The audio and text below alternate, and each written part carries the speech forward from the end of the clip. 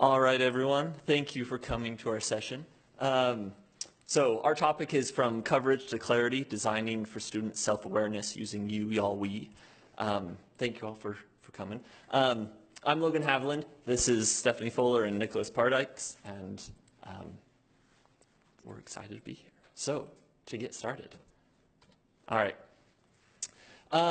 So the objectives of this session is really learning how to design lessons using the you, y'all, we framework, which we'll talk about what that is, to improve the clarity of our classes, of our lessons, the relevance to the students that we teach, as well as their own, our students' self-awareness about their own learning. As well, we'll go through different examples, experiences using the you, y'all, we framework in our 3 different disciplines, which we'll talk about, which are very different. We'll get to that when we do our examples. The motivation for this presentation, for the framework, came from the book Teaching College, the Ultimate Guide to Lecturing, Presenting, and Engaging Students. We did a learning circle last fall, so about a year ago. It's from Norman Eng. Great book, goes through lots of different ideas of how we can improve as teachers, and this is one of them that we'll discuss. Okay, so before we really get started, I want you to just think on your own, and I'll just give you a second or two to do this. Think about a time that your students left a lecture and you thought for sure that they understood the concept. Like you were like, I just nailed this, they got it, we're doing great. And then you later realized they had no clue what you talked about, or their understanding of the concepts that you were teaching were very incomplete. So I'm guessing most of you can think of a time that happened. I know I sure can. So what we just did was the you, part of the you, y'all, we. So by asking you to think about a concept before even starting to teach about it, we've automatically primed you for learning. We've had you make connections between the concept and your own life and your own experiences. And now that topic is going to be really relevant for you. So in the you, students are going to begin by just thinking about a problem or a concept and thinking through it or working through it on their own. It's going to identify prior knowledge, uncover misconceptions, and build a self-awareness of those learning gaps. Okay? So now, I want you to just turn to someone around you, talk about that experience. So what patterns maybe, well, we were hoping to have bigger groups in this, but between the 2 of you maybe, what patterns did you notice? Where do your experiences overlap or diverge?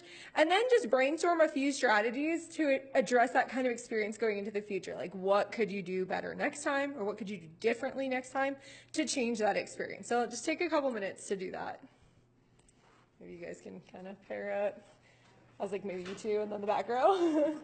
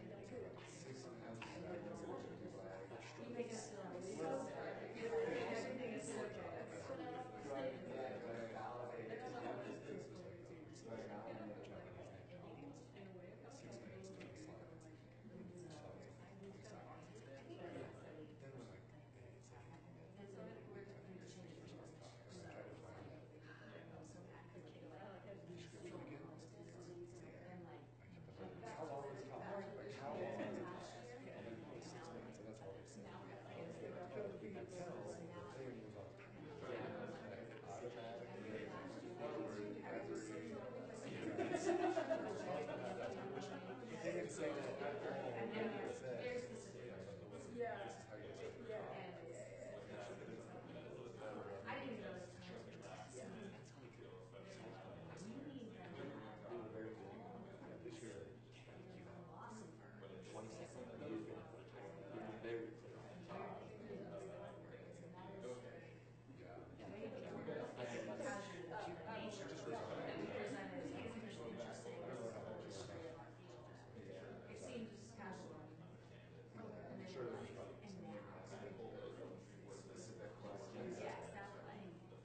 know she was.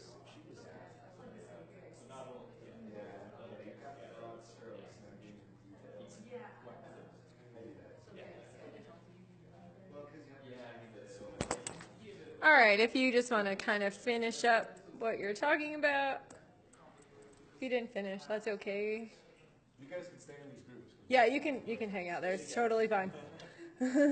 So what you just did was the y'all part of you, y'all, we, where you're now going to have your students discuss those ideas with partners or in small groups, and you're going to kind of start to see comparing answers, clarifying misunderstandings. Those misunderstandings are really going to start to come out at this point. But they're going to be able to help each other kind of understand concepts and deepen that understanding through those conversations. So if you think pair share, notice this is kind of following a similar format, but it's going to take a lot longer for the next part, and Nick will talk about that after. But during this time, they're going to articulate those ideas. They'll have to sometimes, depending on what the question is, possibly defend some of their ideas also, which is a big skill too. All right, so let's share with the whole group now. I think you can probably guess which part of the you, y'all, we this is. So what patterns did you guys notice in your conversations? Just want to call it out, I'll just repeat it. As far as past experiences go? Yeah. I mean, for me, my past experiences with this is, I will have discussions, and I have to try to talk to people about this, about the thing I'm teaching. Okay. And then I'll have them turn in work or assignments later. We'll let them ask questions, but they'll turn in work later, and I'll be like, no, this isn't what I was looking for. All right. And I don't know, maybe for me it's because in that discussion I'm trying to be so accommodating that I make them feel like they've got it. Yeah, okay, all right. So you're kind of trying to build them up, right? And you're going to make them feel confident, which is a good thing.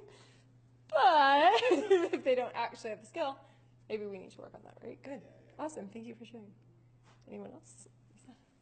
Okay, so I can talk loud. It's fine. I think it's the recording. Oh, got it. Sure. Where's this thing? It picks up pretty far away. Okay, cool. We discussed, I was sharing how when I've taught in the past, I try to do checks for understanding during class, and that can be a lot of discussion, and I like to implement fun things like media examples, like a movie clip or something, and be like, oh, this situation refers to this theory we're talking about, and let's discuss why and all the parts, and we do a whole thing out of it.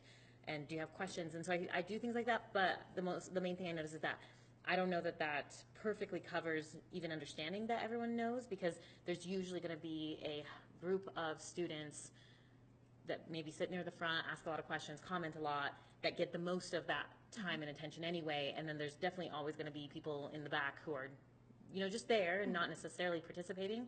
And I don't really have a way to gauge their understanding besides how well they do on tests or assignments, which comes later.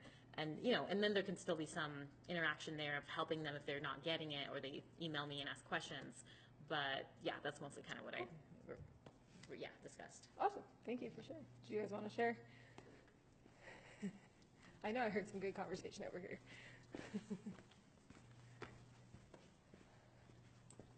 Sure. So I guess mine was going into a class expecting them to be at a level that I was at, or at least I thought I was at that point, and then even thinking that I'd even brought it down below, so I was still above, and then weeks later when the test comes around to realize that very few of them were even near that level of understanding on the background of that principle, which was organic chemistry. So Yeah, so, and that's pretty tough. I don't know how I do on that test either.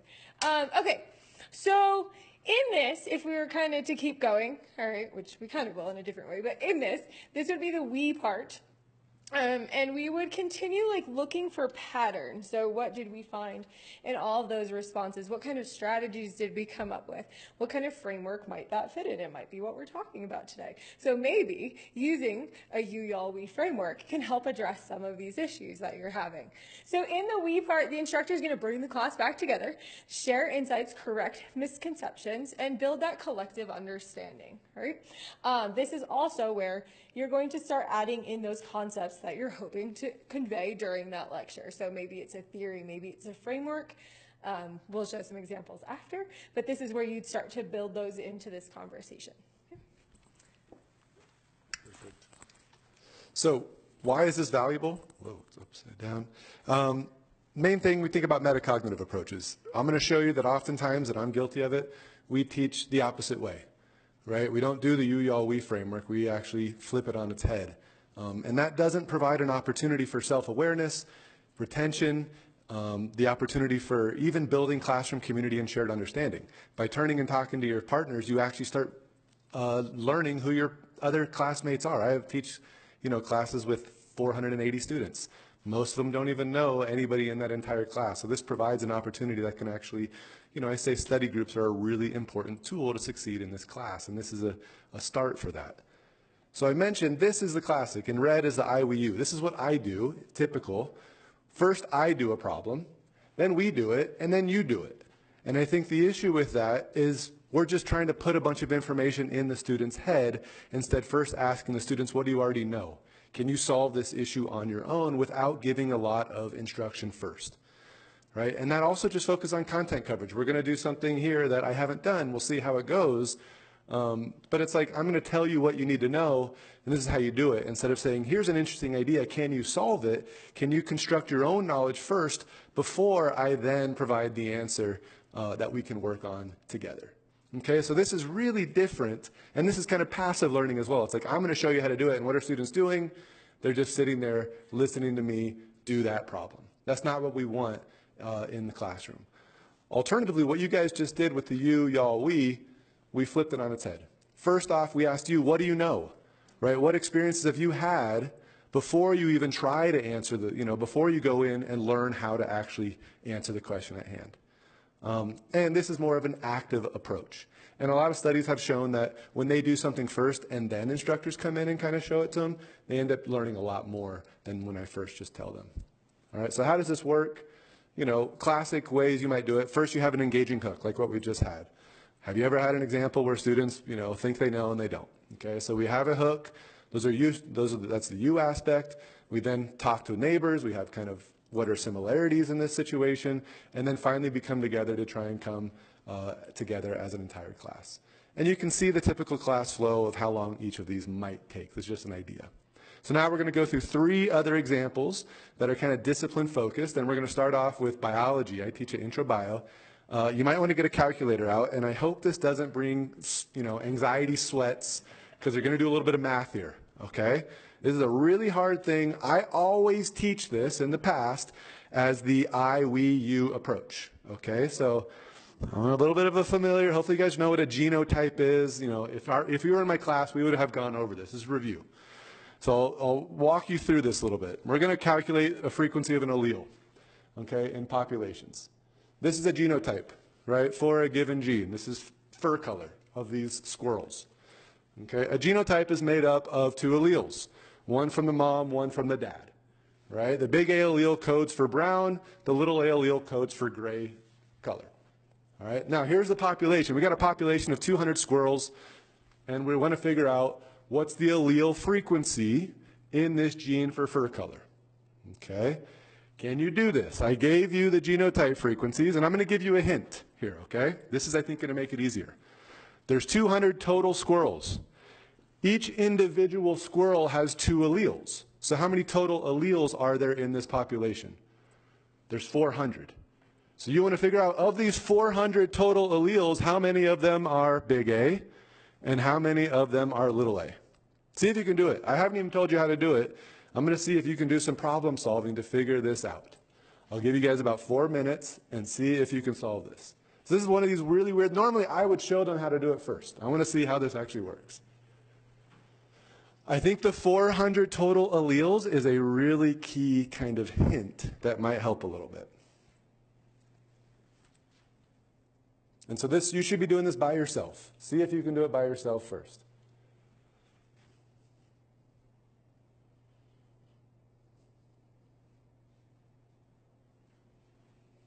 And I don't want to give it away.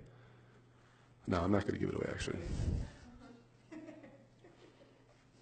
And notice I have a couple of prompts here, too. I'm asking you, there's 2 alleles, either big A or little a. You want to tell me, of the 400 total, how many of them are big A, how many of them are little a? How confident are you in your answer? And you should be able to explain how you came to that problem, or to that answer. This is a hard one. I'm starting you guys off with a really hard question. My freshman students struggle with this a lot.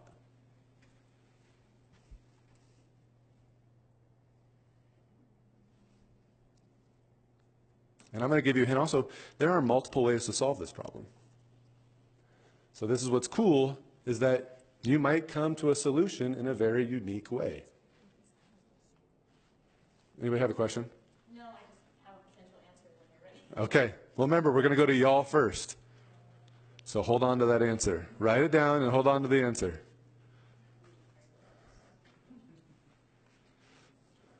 If you guys can't figure it, it's okay if you can't. But this is a good kind of highlight of like, let's see what you actually know, if you can actually construct your own knowledge without my help at first. Because you are going to get my help, I promise you.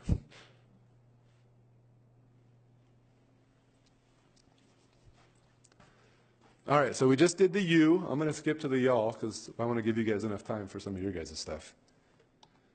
Okay, pair up. You guys have your groups. Compare your answers. What'd you get? What'd your neighbor get?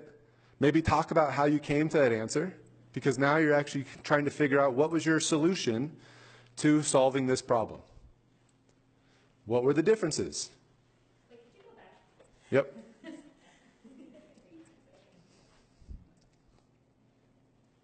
Does this look familiar? Do you guys remember biology type of stuff? Been about a couple of decades. Perfect. Perfect.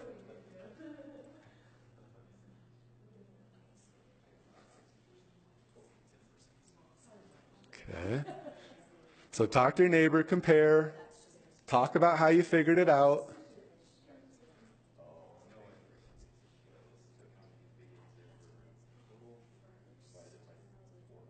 There you go. That's an excellent solution.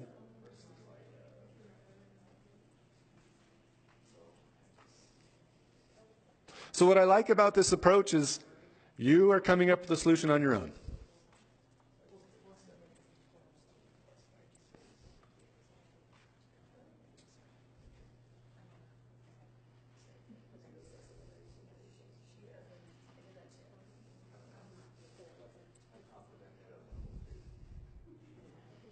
Okay, how you guys feeling?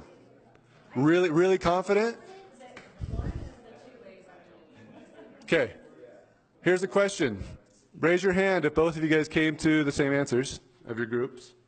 Okay, you guys came with different answers, same answers. So keep your answers. Hopefully you know. Let's see how we did it. All right. Here's how I would do it. I mentioned, okay, that there are 400 total alleles. How many does each individual have? They each have 2. So let's do big A allele. There are 72 individuals that have big A, big A. Okay, so how many big A alleles does each individual have there? They each have 2. So what do you do to 72? Double it. Same thing here. There's big A, little a. There's 96. How many big A alleles do these individuals have? They only got 1. So you just simply multiply it by 1. It's 96. You sum that up and divide it by the total number of alleles. What do you get for big A? 0.6. Did you guys get 60%? Okay. Oh, is it supposed to be a percentage? Doesn't matter. Because we did the top row. We got the top row. They're both fine. They're both fine. And so that means, this is the cool thing, we could solve again, right? How many little a alleles does each individual have here? 2. You multiply that number by 2, you get 64. But there's an easier way here. There's only 2 alleles. If big A makes up 60% of the allele frequency, what must little a be? It's got to be 0.4, because what do they have to add up to? They got to add up to 1. There's no other alleles. Okay, so this is a cool thing. Did anybody solve it a different way besides doing that? All right, so this is cool. This is like we actually came back together.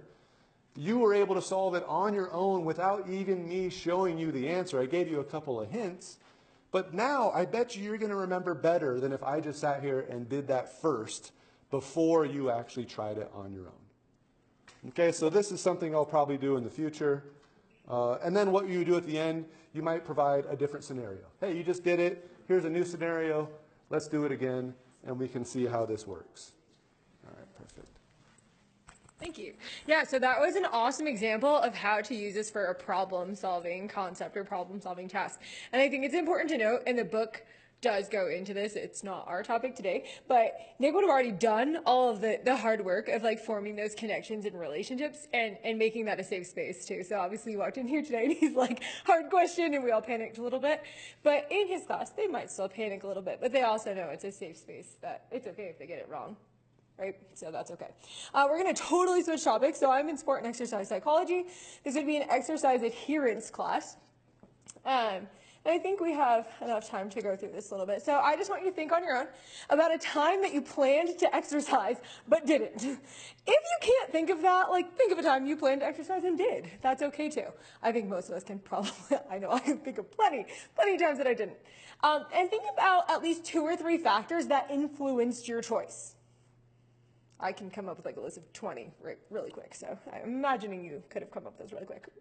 Okay, so now get back to your groups. Let's compare. Turn to the people near you and share your reasons. And as you listen, see if you notice patterns in what would help people stick with exercise and what gets in the way. Go ahead. So list your reasons. See if you see patterns.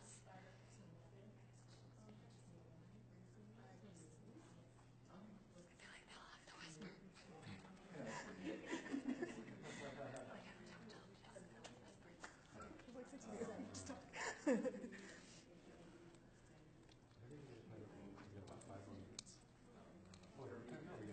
only have like 20 minutes. Because it would take longer. I would have taken it. Yeah. It's fine.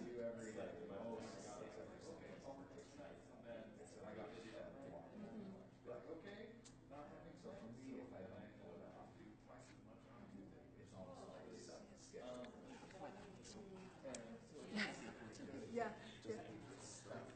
Yeah, I was saying, the presentation I was in earlier, I think there was no speaker, so it was just for the recording.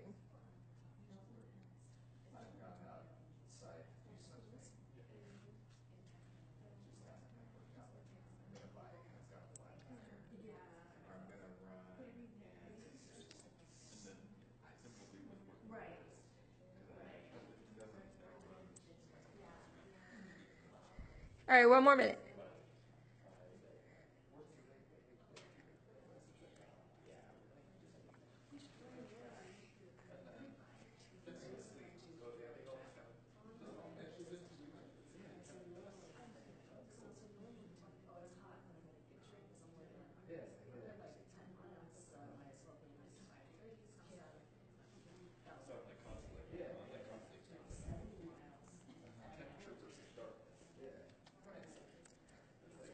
Okay, so just listening to your conversations, I can hear that you are actually starting to build like a psychological theory. I don't think you know you're doing that. You're just talking about why you didn't exercise.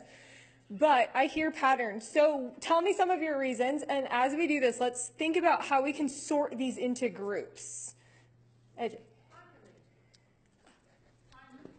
Time management. Time. Okay. I hear a lot of people say yeah. What else do we have? Whether I'm going alone or with other people. Okay, so other people, the social factor. The weather. Gear or the stuff you need. Okay. Sleep. That's a big one. Fatigue. Anything else? Your mood, yeah, maybe I'm just not in the mood. I think we've probably all been there. Probably all been there for all of these. Any others? Just work. Work. Okay, yeah. Massive amounts of smoke in the air. Massive amounts of smoke, yeah, the smog and the pollution, and yeah, absolutely. Did anyone talk about reasons they did exercise?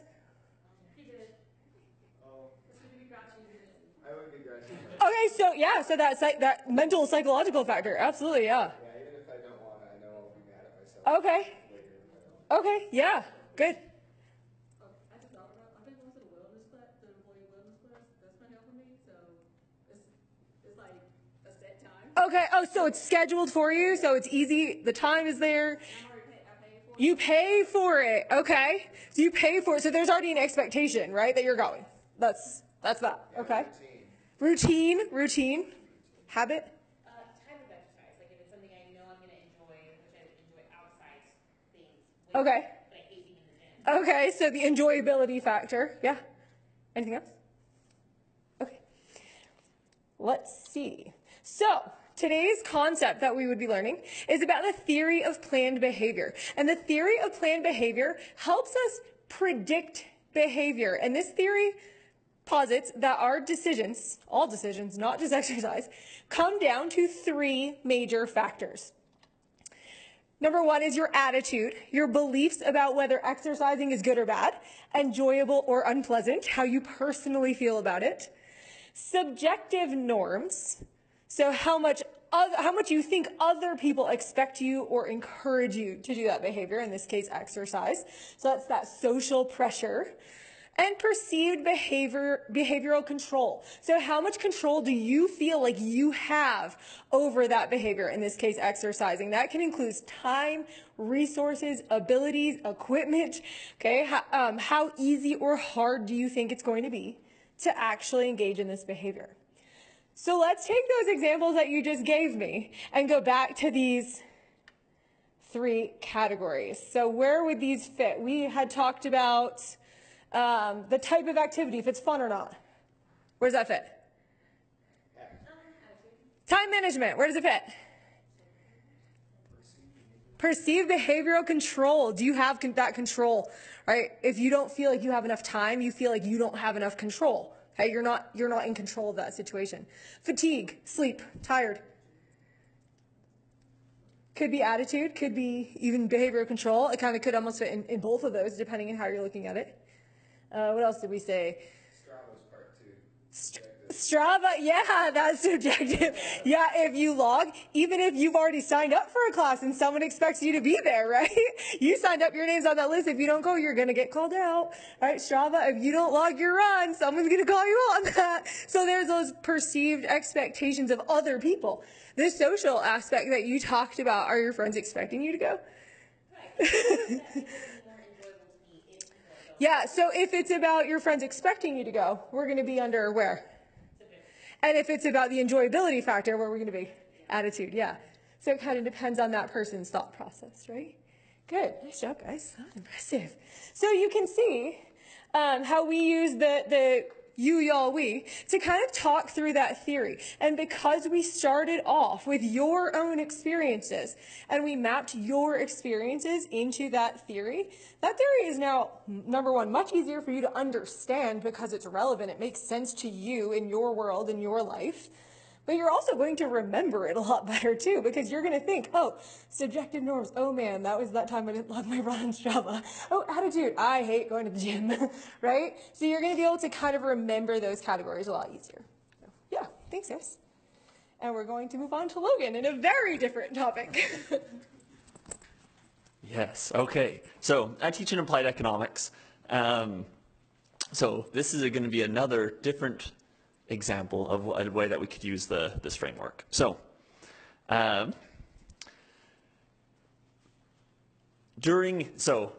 teach a lot of one of the classes I teach is kind of the history of economic theory in the US. One of the topics we talk about is prohibition. So during prohibition, when alcohol was banned, certain aspects of alcohol was banned, there were 2 seemingly opposite groups who both supported banning alcohol. There were the Baptists, who opposed it for moral and ethical reasons, There are also bootleggers who also supported prohibition because that made them be able to sell their product for a higher profit. So kind of the profit and self-interest. So with that in mind, just a little bit of background. Take some time just by yourself and consider some of the other following, consider the following modern examples. GMO labeling, environmental regulations, tariffs, charter schools. You can think of other ones if you'd like as well. And identify who of those different, you don't have to choose all of them, choose one or whatever you'd like. Identify who would be the Baptists, who would be the bootleggers, and write down why both sides would support the same policy. So take a couple minutes to do that just by yourself.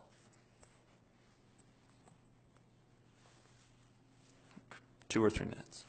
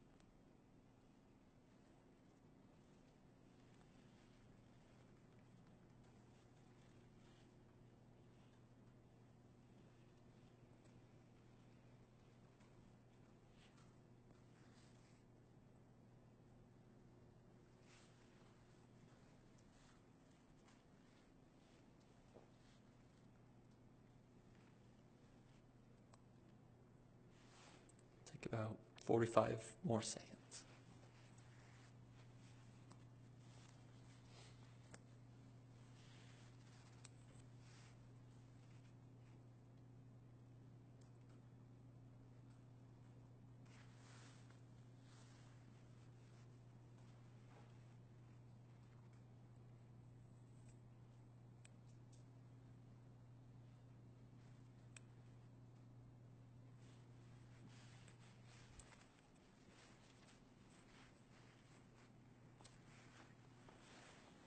All right, okay, so now in your groups, share your examples with whoever in your groups.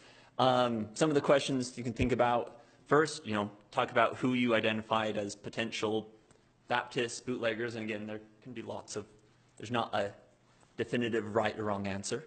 And then did you agree on who the Baptists and bootleggers were? Talk about what possible unintended consequences might occur from these coalitions, and would that coalition make things better or worse? So kind of take some time in your groups and talk about that.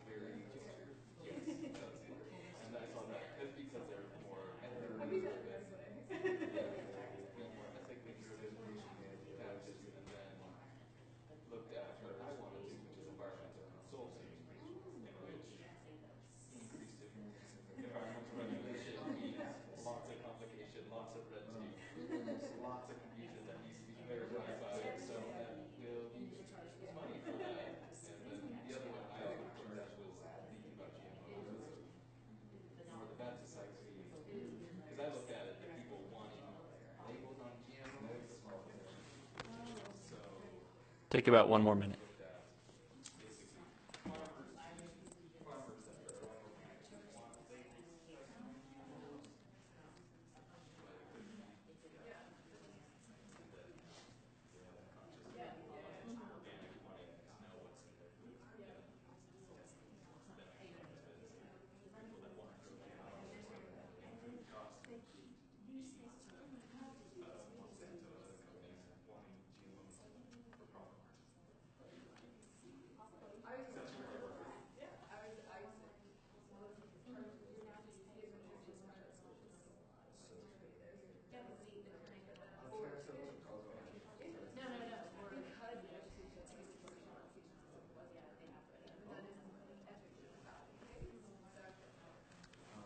Okay, everyone. So what were some of the examples y'all could come up with? Anyone want to share? Okay, yeah.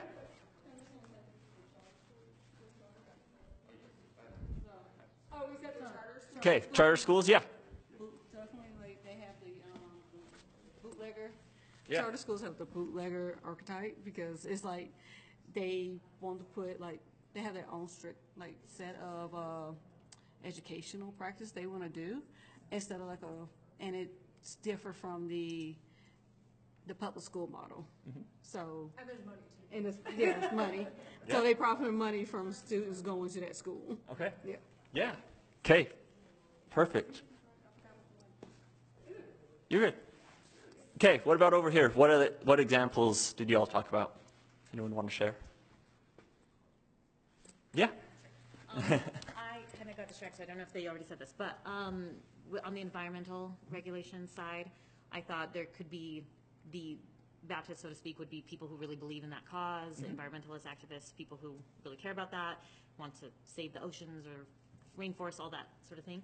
And then maybe on the other side, you might have, let's say, entrepreneurs who see a potential, again, profit in, let's get into the industry of solar panels or electric cars or something because it could make us a lot of money, even though we don't really care about this. It's just what's popular right now, and it'll sell. Yeah. Okay, perfect. And lawyers. And they're lawyers, yes. Absolutely.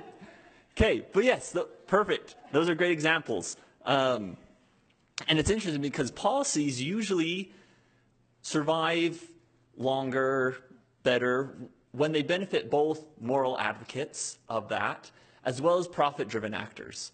Especially, there's lots of research on this that politicians like when you have policies that work with both because they can always push it for the moral reasons, but there's also that backing of entrepreneurs, of all the profit side as well. So We decided the politicians were bootleggers, by the way. that could work. Absolutely. So we could talk about what are some of the incentives created. Do they align with the original policy goals, or do they distort them? Do they kind of create different things going on? So this is, again, an example of how we could use that framework for a discussion like this. So just in closing, we can leave some time for questions as well. The you, y'all, we framework really tries to foster this student self-awareness. A lot of times students come in with some intuition about a lot of the topics that we may cover. Maybe not formal, but the ways we think about things, the way we can approach things. It can foster deeper learning. Again, we can help retain that information. And it's a shift really from passive coverage of material, going through and just going off lectures and reading it and having people just hopefully retain that, to really hopefully having more clarity of the topics we cover, active clarity. And again, it's the student's responsibility for learning and the instructor's role as a facilitator. This really goes very nicely into this type of framework. Thank you all for coming. Any questions? Thank you guys for participating. Yeah. Yeah. Everyone's like ready for dinner. Yes. There's a handout if you guys want. It's just like an outline of how to use these types of things and some examples if you guys want. Yes. Take a handout, please. Thank you.